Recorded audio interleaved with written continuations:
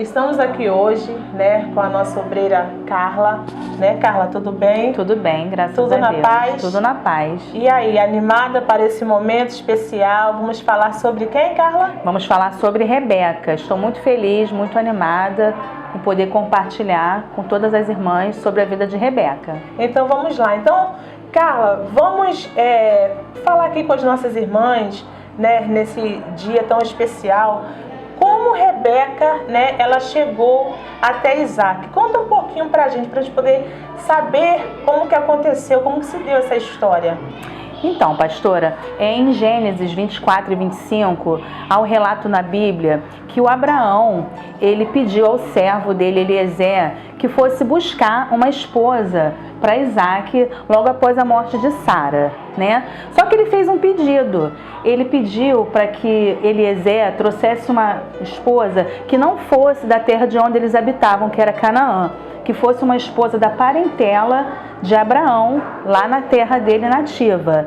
E aí o servo foi nessa missão buscar a esposa e ele foi muito sábio. Quando ele foi até a terra para buscar a esposa, ele fez uma oração, ele fez um pedido a Deus, para que Deus confirmasse no coração dele a esposa que seria aquela que fosse da vontade dele.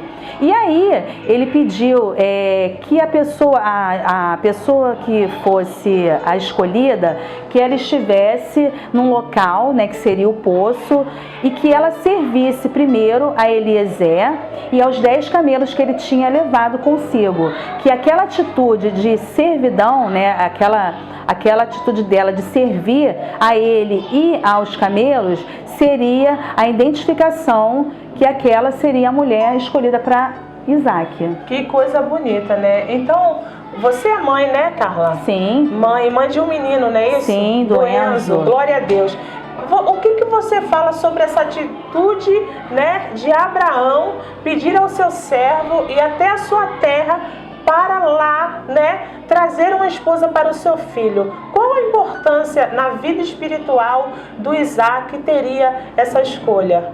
É muito importante, porque o Abraão, ele não queria que a esposa de Isaac fosse uma mulher da terra dele, de Canaã, que ele habitava. Por quê? As mulheres ali eram incrédulas e ele tinha certeza que na terra dele as mulheres professavam a mesma fé. Então, assim, ele tinha essa preocupação e ele sabia que o casamento de Isaac seria bem sucedido se ele casasse com uma mulher que professava a mesma fé em Deus, né? Por que isso?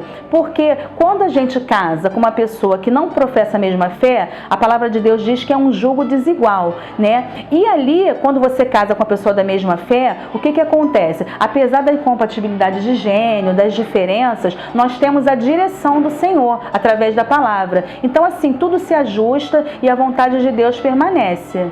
Glória a Deus, então, né? Quando a pessoa ela já vem, né? Já vem nesse enlace matrimonial, né? Ela vai ali buscando a Deus, né? Deus vai fazendo a obra, né? Vai santificando a sua casa, a sua família, seu casamento, né? Mas se ela tem a oportunidade, né? Não é mesmo? De já começar numa aliança, já debaixo dessa bênção, melhor ainda, né? Muito melhor, com Glória certeza. a Deus, aleluia. Então vamos lá, Carla, fala para as irmãs aqui 2 qualidades que você percebeu estudando sobre Rebeca. Então, ela tinha diversas qualidades, mas as que eu mais destaco é que ela era generosa, e generosidade não é só um ato da pessoa ser abundante, ter fartura, poder oferecer, dar, né? Mas também é um ato de servir sem interesse. Ela age sem interesse. Então, assim, achei muito, muito bacana essa tradução de generosa, que é agir sem interesse. E a segunda qualidade, assim, que foi essencial para a vida dela, era que ela era pronta a servir, prontidão de servir. Ela servia, né? Antes dela servir a si própria, ela fez toda a diferença. Ela serviu a Eliezer, né? E ainda serviu aos 10 camelos, né? E foi uma tarefa muito difícil, porque em estudos a gente consegue observar que para servir 10 camelos com um cântaro, ela precisava de 120 a 240 litros de água. Então, assim, assim, foi uma tarefa bem trabalhosa e mesmo assim ela teve disposição em servir a ele, o Eliezer no caso, e aos seus 10 camelos. Uma mulher muito abençoada, forte, né? Exatamente. Muito determinada, Rebeca. Então ela era uma mulher de fé. Muito. Não é verdade? Muito. Podemos destacar essa qualidade dela também, né? De ser uma mulher de fé. Então, conta pra gente, Carla, um pouco da gestação de Rebeca. Conta pra nossas irmãs como que aconteceu. Então, Rebeca, assim que ela se casou com Isaac, passaram-se alguns anos, né? E eles perceberam que ela era estéril. Tanto que o Isaac casou com ela com 40 anos e só com 60 anos que eles conseguiram ter os filhos. Ele orou e ela conseguiu, né? 20 anos de oração, ele orava pela amada, diz a palavra de Deus, e ela concebeu.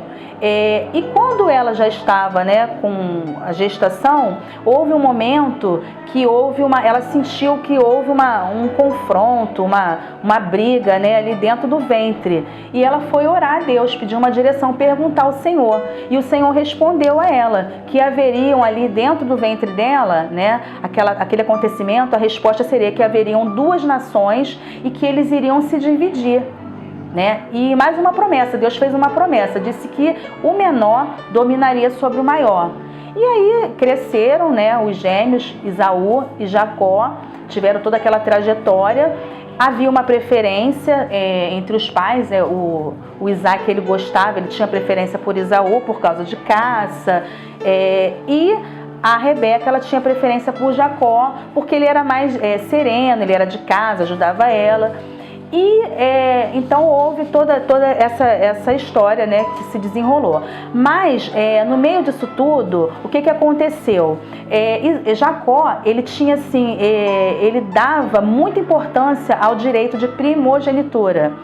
E já Esaú, não que eu ache, né? Tenho certeza no relato da Bíblia que ele já não dava tanta importância. O que Jacó fez? Aproveitou, né? Teve uma oportunidade em que Esaú voltava do campo e ele estava com muita fome. Jacó fez um guisado e negociou com Esaú, né, perguntando, né, como Esaú que estava com muita fome, ele foi e negociou, fazendo a troca, né, do direito da primogenitura. Ou seja, você pode me dar um pouco do seu guisado? Exatamente. Aí então o que ele disse? Só se você me der a sua primogenitura. E aí o Esaú concordou. Concordou e perdeu o direito, né? Que aparentemente ele não dava tanta importância. Ele estava mais preocupado com o hoje, né? Ele estava com fome naquele momento. Ele não pensou no futuro, na importância, na promessa, né? Como era importante esse direito, né? Que diz que o direito de primogenitura é a herança de tudo do pai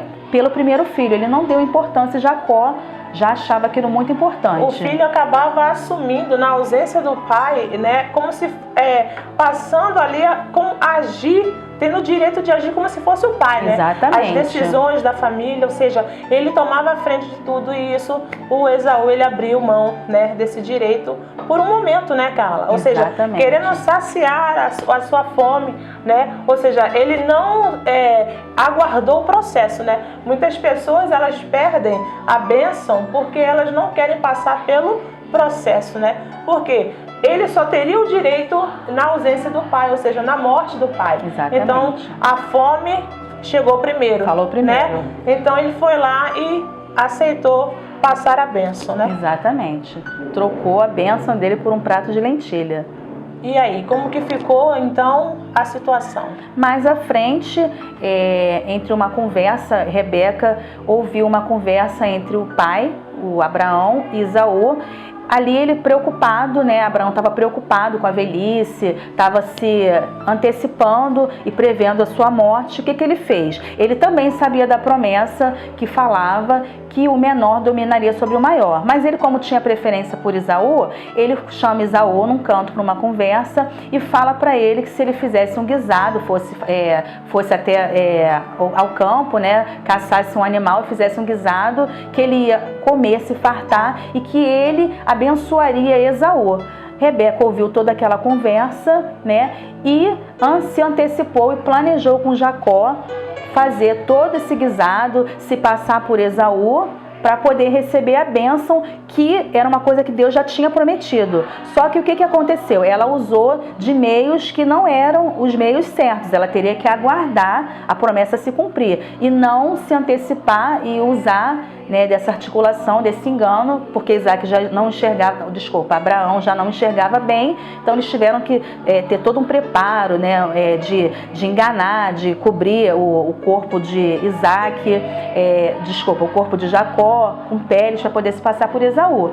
E aí Abraão abençoou a Jacó sem saber que era Isaac, no caso. Sem saber que era o filho que não era o que ele queria, que era o Esaú. E aí isso causou todo um transtorno para a família, porque quando Esaú chega da caça e descobre que isso tinha acontecido, que ele tinha sido enganado, ele ficou revoltado. O Jacó teve que sair, teve que ir embora, a mãe teve que mandar ele para os parentes lá, para o irmão, lá para Arã, né, para o Labão, para a família dela, e ela perdeu, porque ela se antecipou, ela perdeu o direito de conviver com o filho que ela amava, ela entristeceu o coração, né, de Isaac, né, e ela também trouxe essa ira sobre a casa dela, né, entre os filhos. Então, assim, no final de tudo, Rebeca foi uma mulher de fé, né? Ela era uma jovem desconhecida que passou a ser conhecida. Ela faz parte da história de Abraão. Ela teve toda uma trajetória de sucesso, mas no final ela quis, entre aspas, né? Ela quis ajudar Deus, né? Ela achou injusto o pai passar a bênção para o filho que não era o filho da promessa, e ela se antecipou e causou todo esse transtorno. No final, ela quis tomar a sua própria sorte nas suas próprias mãos, né? E isso às vezes acontece com muitas de nós mulheres, né? Que às vezes Deus tem uma promessa, tem um plano para a nossa vida, para a nossa trajetória, e a gente quer dar o nosso jeito, a gente não quer aguardar, como a senhora falou, não quer esperar o processo, a gente antecipa as coisas, faz do nosso jeito e no final não somos bem-sucedidas. Não acontece como deveria ser, né? Exatamente. Ou seja, uma trajetória, né, bonita, de fé, mas teve o deslize, né? Então, é importante que prestemos atenção àquilo que a palavra de Deus diz, né? Se nós colocarmos o Senhor na frente, né? A Bíblia diz que os planos de Deus são maiores, não é isso? Exatamente. Ele diz, eu bem sei os pensamentos que penso, que tenho de vós, pensamentos de paz e não de mal, né? Ou seja, para dar a vocês o fim que vocês desejam. Qual o fim que nós desejamos, né? O melhor. Imagina Deus, porque Deus, ele fala, né, Carla? Se nós, sendo homens, sabemos dar boas coisas aos nossos filhos, que dirá Deus, né, que é bom, né? Exatamente. Então, deixa um recado aí, né, especial aí para nossas irmãs, em nome de Jesus. Então, que a gente tenha uma trajetória de sucesso do início ao fim. Como a gente percebe, ela iniciou bem, né, obedecendo a Deus, sendo uma mulher de fé, porque assim, ela aproveitou a oportunidade. Muitas de nós, às vezes, não sabemos aproveitar a oportunidade. Às vezes acontece, uma oportunidade da gente vencer, da gente crescer, a gente não sabe aproveitar. Ela aproveitou a oportunidade, teve um início da trajetória maravilhosa, mas no final ela se perdeu, porque, como diz a palavra de Deus, ela quis tomar a sua própria sorte nas suas mãos, né? E que a gente não faça isso, que a gente aguarde, que a gente comece bem e principalmente que a gente termine bem, que a gente faça a vontade de Deus, que a gente fique na vontade de Deus, aguardando, que é sempre o melhor pra gente, que a gente aguarde o processo, por mais que às vezes seja difícil, às vezes dói, é complicado, mas que a gente saiba aguardar esse processo e ficar na vontade de Deus. E é isso que eu tenho para falar para vocês, irmãs. Então, glória a Deus. Então, que Deus abençoe. Um feliz Dia das Mulheres. Um mês abençoado para todas, em nome de Jesus. Amém.